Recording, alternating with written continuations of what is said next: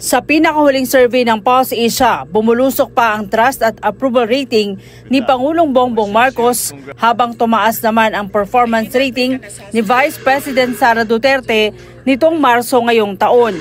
Ginawa ang survey mula March 23 hanggang 29 kung kailan tinanong ang taong bayan sa kanilang opinyon hinggil sa naging pagganap ng tungkulin ng mga opisyal ng gobyerno. Si Duterte lang ang nakakuha ng pinakamataas na rating sa 4 na pinakamatataas na opisyal ng pamahalaan. Sa ulat sa Bayan Survey, bumagsak sa 17% ang approval rating ni Pangulong Marcos mula sa dating 42% noong Pebrero at 25% nitong March. Taliwas yan sa performance rating ni VP Sara Duterte na umabot sa 59%, tumaas pa ng 7% kumpara sa 52% nitong Pebrero. Isang magandang araw na naman po sa ating lahat, mga kapatid, mga kababayan at mga boss. Ang pag-uusapan natin ngayon ay siyempre tungkol sa panahon ng eleksyon. Of course, mga politiko ang pag-uusapan natin dito. Hindi lang basta-basta politiko, kundi ito yung pinakamataas na politiko dito sa Pilipinas. Presidente, Vice Presidente, at saka yung Senate President at yung Speaker of the House. Sila ang pag-uusapan natin sa araw na ito. Pero bago yan, syempre, bati muna tayo ng isang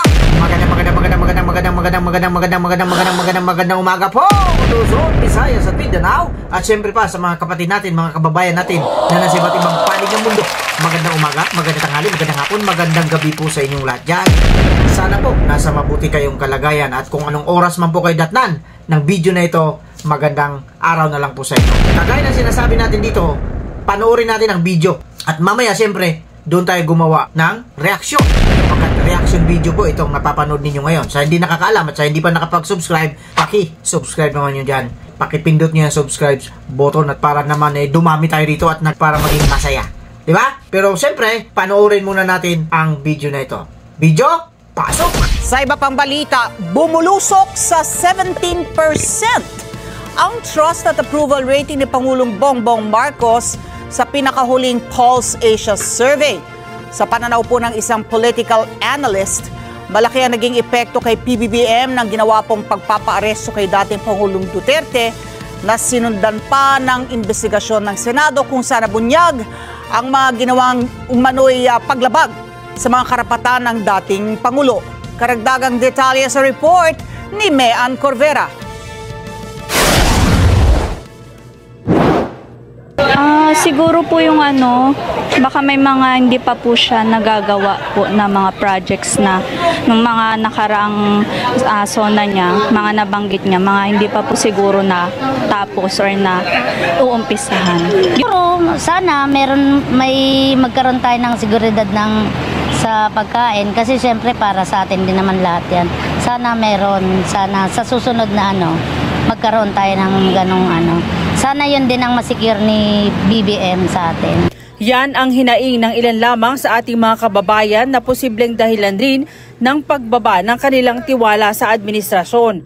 Sa pinakahuling survey ng Pulse Asia, bumulusok pa ang trust at approval rating ni Pangulong Bongbong Marcos habang tumaas naman ang performance rating ni Vice President Sara Duterte nitong Marso ngayong taon. Ginawa ang survey mula March 23 hanggang 29 kung kailan tinanong ang taong bayan sa kanilang opinyon hinggil sa naging pagganap ng tungkulin ng mga opisyal ng gobyerno. Si Duterte lang ang nakakuha ng pinakamataas na rating sa 4 na pinakamatataas na opisyal ng pamahalaan.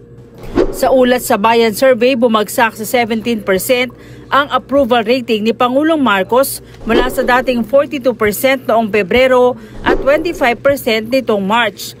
Taliwas yan sa performance rating ni VP Sara Duterte na umabot sa 59%, tumaas pa ng 7% kumpara sa 52% nitong Pebrero. Bukod kay Pangulong Bongbong Marcos, bumagsak rin ang approval rating ni Senate President Francis Escudero at House Speaker Martin Romualdez. Si Escudero nakakuha ng approval rating na 39%, mas mababa pa ng 8% noong Pebrero, habang si Romualdez umabot na lang sa 14% ang approval rating. Ayon sa political analyst na si Professor Dennis Coronacion, tinamaan si PBBM ng ginawang pagpapaaresto kay dating Pangulong Rodrigo Duterte na sinundan pa ng investigasyon ng Senado kung saan nabunyag ang mga ginawang paglabag sa mga karapatan ng dating Pangulo. O di yung mga in-expose na lapses at saka yung mga hindi na-observe daw na human rights ng dating Pangulo. Opo. So yun, I think all of these things put together had a negative impact on the image of President Bongbong Marcos and the entire administration. Apektado rin anya ng mga banat sa Pangulo ang kanyang mga kaalyado gaya ni na Escudero at Romualdez. Sabi ni Coronation, hindi malayo magkaroon rin ito ng domino effect sa mga kandidato sa pagkasenador na ini-endorso ng administrasyon para sa May 2025 midterm elections. And nakikita na nga natin sa mga senatorial surveys. Nasa number 1 spot na si Senator Bongo. Tapos umangat din yata si umangat din si Senator De La Rosa. Tapos even yung mga wala sa Magic 12, yung ilan sa kanila nakapasok. Doon sa isang survey pumasok si Ibe, si Philip Salvador. Doon sa isa naman pumasok din si Congressman Marcoleta. So, parang generally, I think nagkaroon ng positive impact sa mga PDP laban senatoriables. Kasi nga naging na siya, naging primary election issue. Payo niya sa Pangulo, tutukan ang mga tunay na problema ng bansa, lalo ng isyu ng mataas na presyo ng bilihin at kriminalidad sa Pilipinas. Yung issues about poverty, inflation, unemployment, naging secondary na lang sila eh. So hindi na siya pinag-uusapan, it's not part of the discourse. Ang pinag-uusapan na yung awayan ng dalawang kampo, no? Hindi na raw kasi maaring gamitin ni Pangulong Marcos ang issue ng unity na inalok sa mga kababayan nang tumakbo ito sa pagkapangulo. It's quite obvious na parang mahirap na magkasundo yung dalawang nag-aaway ang kampo na to. Siguro if ever, kasi hanggat mayroong tawag dito, hanggat very intense yung awayan nila at parating laman ng araw-araw na magbabasa ka ng mga news, sila yung laman ng mga balita. Patuloy siyang magsasuffer yung kanyang image, yung kanyang approval rating, kanyang performance rating. May Ann Corbera para sa Mata ng Agila, matatag, matapang, matapat. Sa napanood nating video, syempre, ngayon gagawa tayo ng reaksyon dito. Pababa ng pababa, parang spaghetti ang ratings ni PBBM.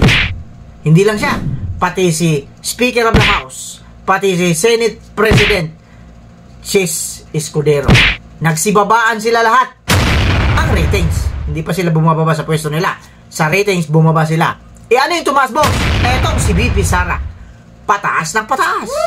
Kaya bagay sila sa spaghetti. Spaghetting pababa at may spaghetting pataas. Diba? Ano ang dahilan kung bakit pababa ng pababa ang mga ratings itong tatlong itlog na ito? Diba? Unang-una, si PBBM. Bumaba. Bakit bumaba? Siyempre, kagaya ng mga sinasabi dyan, nakaapekto yung pag-aresto sa dating Pangulong Digong. Siyempre, yung mga tao, kapag sinorbeyan, magagalit sa kanya. Lalo na yung natsambahan sa surveyor, natsambahan niya ay mga pro-Duterte. Natural, magagalit kay PBBM. Bababa at bababa ang kanilang tiwala sa presidente. Pangalawa, itong si Senate President Chis Escudero. Bakit bumaba? Nakita naman natin kung paano bumaba ang kanyang ratings. Siyempre, may kinalaman din ito sa ginagawang investigasyon dyan sa Senate hearing ni Senator Amy Marcos. Hindi naman bulag ang mga tao ngayon . Natuto na mga tao ngayon, marunong na sila, lalong-lalo na laganap ang social media ngayon. Alam na alam nila kung ano mga nangyayari dyan sa Senado at dyan sa Kongreso. Ngayon, punta natin yung Kongreso. Si Speaker Martin Romualdez. Bakit bumaba rin? Of course, sa totoo lang, simula nung na-aresto itong si dating Pangulong Digong, hindi ko pa narinig na na-interview ito si Speaker Martin Romualdez. Hindi ko pa napanood ito kung na-interview ba ito, hindi. Pero, bakit bumababa yung kanyang ratings? Kasi siyempre, apektado siya sa nangyaring pag-aresto kay dating Pangulong Digong. Siya yung isa sa mga tinuturo ng mga tao na may kinalaman. Lalo na dyan sa Senate hearing, dinig na dinig naman natin na talagang naano yung pangalan niya dyan, nadadrag yung pangalan niya dyan. Kaya ang taong bayan, siyempre, sa totoo lang, kung bibilangin natin, kukunin natin yung porsyento ng pro-Duterte at anti-Duterte, mas marami po talaga yung pro-Duterte. Aminin na natin yan. Pero nagtataka ko sa ibang mga vloggers dyan, lalo na siyempre, ipagtatanggol nila si PBBM, ayaw nila tanggapin. Pag nagre-react nga sila sa mga meeting de avance, mga ginagawa ng kanila partido, bilib na bilib sila. Ina-assume nila na talagang maraming taong pupunta doon dahil sa partido ni PBBM. Pero sa totoo lang, may mga lugar naman na pinupuntahan ng mga administration ngayon, candidates, binubo sila. Sa totoo lang, mayroong bago doon sa Oriental Mindoro ba yun? Hindi sila pinapasok doon. Sila Castro, ayaw papasukin para mangampanya. Karapatan nila yun. Yan ang masakit na realidad. Pero kagaya ng sinasabi natin dito, itong si BP Sara ay pataas ng pataas, samantalang itong tatlong itlog na ito, pababa ng pababa. Mag-comment kayo dyan. Siyempre, open kayo lahat dyan. Kahit sino pwede mag-comment dyan tungkol dito sa video na tinalakay natin. Kaya with that, maraming salamat sa suporta ninyo at sa hindi pa nakapag-subscribe please do subscribe my channel. Ngayon, kagaya ng sinasabi natin dito, mag-iingat tayong lahat. Puwera lang sa mga taong